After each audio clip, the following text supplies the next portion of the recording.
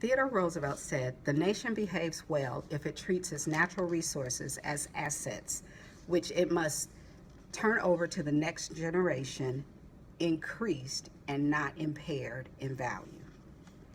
That is important because it lends itself well to my topic, which is Christians and environmentalism.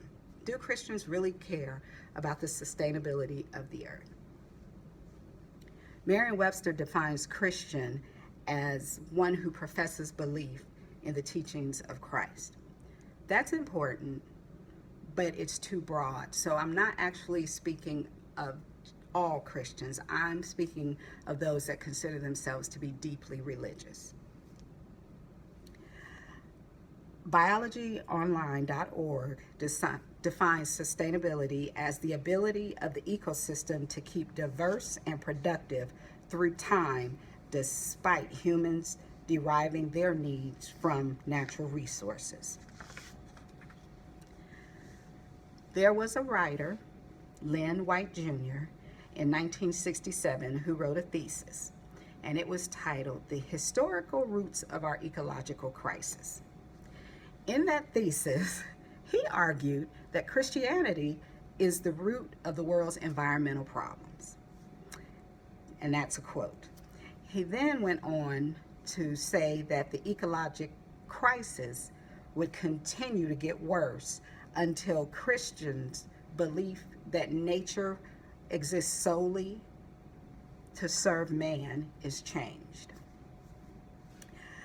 I read White's thesis in an effort to understand why it was so controversial, and in doing so saw that he was actually very adept at using persuasion tactics.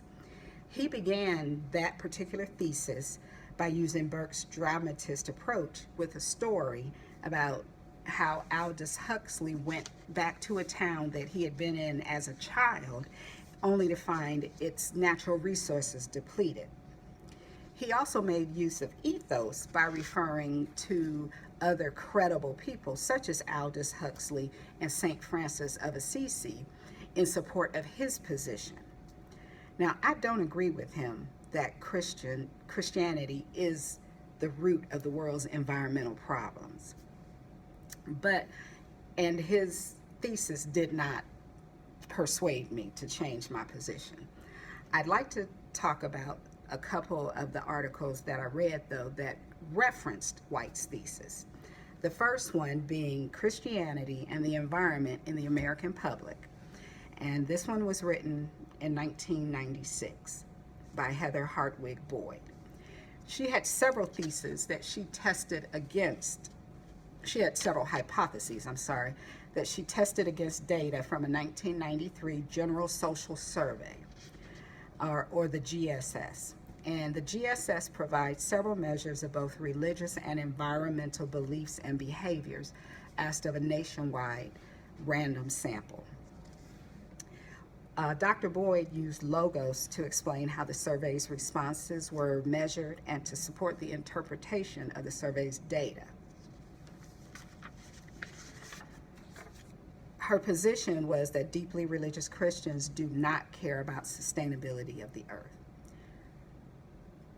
Maybe back then I would have agreed with her, but I think that if the same survey were done today, Christians are more enlightened and their survey results may be somewhat different. The next article that I'd like to discuss was written by Truelove and Schwarman, and it is titled "Understanding the Relationship Between Christian Orthodoxy and Environmentalism, the Mediating Role of Perceived Environmental Consequences," and it was written in 2009. Now, they used logos to logically explain how the survey's results were derived. They also used ethos and social proof when they identified that the population surveyed were students just like myself and those around me. Truelove and Schwarman's position was that there is an inverse relationship between deeply religious Christians and pro-environment behaviors, but that is because they're not aware of the consequences to Earth's biosphere. They even go on to suggest that using social proof and authority persuasion tactics would be successful in changing attitudes of these same Christians. I found this particular article to be the most persuasive of those that I read because it did not just present the position, but they also told how to encourage others to change what they determined to be a negative correlation between Christianity and environmentalism. Now, in conclusion, I was hesitant to move forward with this topic of Christianity and environmentalism because I didn't expect there to be much research on the topic. I was surprised at the amount of research that was available, and I was surprised to find that this same question has been discussed for at least 50 years. It is important to me because it directly affects my life, the life of my children, and even my descendants that are yet to come.